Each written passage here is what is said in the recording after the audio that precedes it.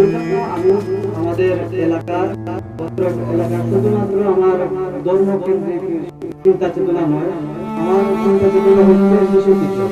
আমি চাই আমার দেশ এবং আমার রাষ্ট্র যেন উন্নত হয়, শিক্ষিত হয়।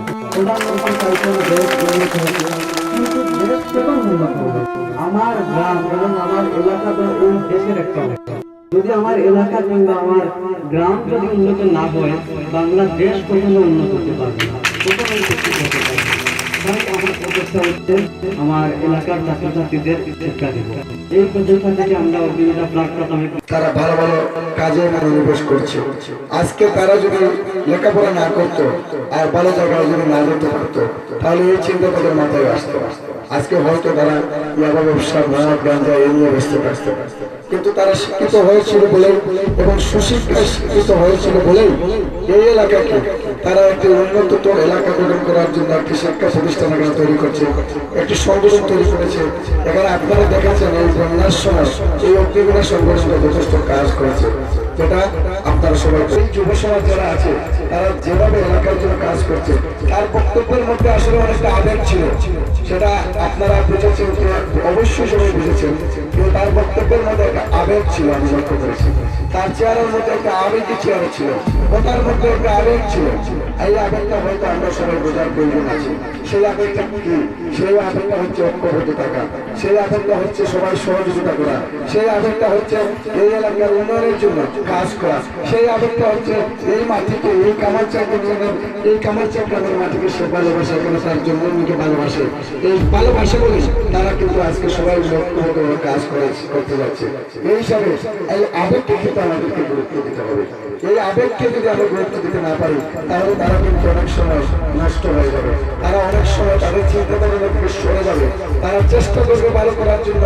যখন দেখবে যে বিভিন্ন সমস্যার কারণে এই প্রতিষ্ঠানে তারা এগিয়ে নিয়ে যেতে পারছে না, তখন তারা মন নষ্ট হয়ে যাবে।